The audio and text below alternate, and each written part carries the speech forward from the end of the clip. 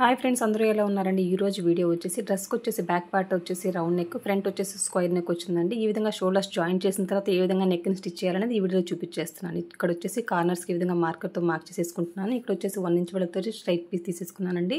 ఈ విధంగా ప్లేస్ చేసేసి పై వైపున ఒక షోల్డర్ వైపు నుంచి ఈ విధంగా పాదం గ్యాప్ తోటి స్టిచ్ చేసుకుంటూ వస్తున్నానండి. ఓకేనా, ఒక వైపున వచ్చేసి ఒక 1/4 ఇంచ్ ఆల్రెడీ స్టిచ్ చేశాను అనమాట. అంటే నా వైపున ఉన్న క్లాత్ వచ్చేసి ఫోల్డ్ చేసి స్టిచ్ చేసుకున్నానండి.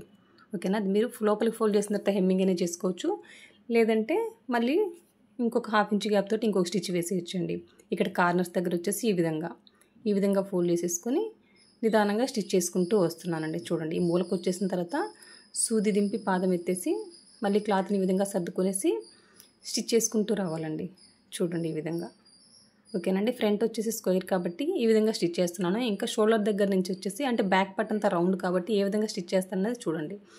ఓకేనా, 1/2 ఇంచ్ గ్యాప్ తోటి చిన్న చిన్న ఫ్రిల్స్ పెట్టేసుకుంటూ వస్తే సరిపోద్దండి. అంటే మనం పెట్టే ఫ్రిల్ వచ్చేసి ఒక 1/4 ఇంచ్ ఫోల్డ్ చేసేసుకొని స్టిచ్ చేసుకుంటూ వస్తే సరిపోద్దనండి. అంటే మనం తీసుకున్నది స్ట్రైట్ పీస్ కదా, అందుకోసం అనమాట. స్ట్రైట్ పీస్ తీసేసుకొని ఒకేసారి ఫ్రంట్ స్క్వేర్ నెక్ను back round neck perfect shape ఏ విధంగా తెప్పియాలనేది ఈ వీడియోలో చూపించేస్తున్నాను. పైగా ఏంటంటే ఇంకా షోల్డర్స్ జాయిన్ చేసిన తర్వాత నేను ఏ విధంగా స్టిచ్ చేయాలి అనేది ఈ వీడియోలో చూపిస్తున్నానండి. ఈ విధంగా బ్యాక్ పార్ట్ అంతా కూడాను ఈ విధంగా చిన్న చిన్న ఫ్రిల్స్ పెట్టేస్తున్నాను అనమాట. ఓకేనా, ఫ్రిల్స్ పెట్టేసి ఘాట్లు పెట్టేస్తే మనకి పర్ఫెక్ట్ షేప్ వచ్చేస్తుందండి. బ్యాక్ ఎంతలా మనం కట్ చేసామో రౌండ్ నెక్ అదే షేప్ వచ్చేస్తుంది అనమాట. ఓకేనా, ఇక్కడ చూడండి, ఇక్కడికి వచ్చేసరికి ఏం చేసేసి ఈ విధంగా ఎక్సెస్ పార్ట్ ఉంది కదా, ఈ పట్టీ అంతా కూడా ఈ విధంగా కట్ చేసేసి ఇప్పుడు ఈ రెండింటిని జాయిన్ చేస్తాం.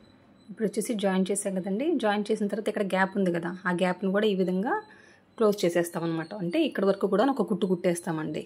చూడండి, ఈ విధంగా కుట్టేసిన తర్వాత ఇప్పుడు ఏ విధంగా మొత్తం కూడాను ఈ విధంగా అయితే ఘాట్లు పెట్టేస్తాను. బ్యాక్ పార్ట్ మొత్తం కూడా ఘాట్లు పెట్టేయాలండి. అంటే రౌండ్ నెక్ కాబట్టి, ఇంకా ఫ్రంట్ దగ్గరకు వచ్చేసరికి స్క్వేర్ నెక్ కాబట్టి ఈ విధంగా మూలల వరకు మాత్రమే ఘాట్లు పెట్టేస్తే సరిపోద్ది అనమాట.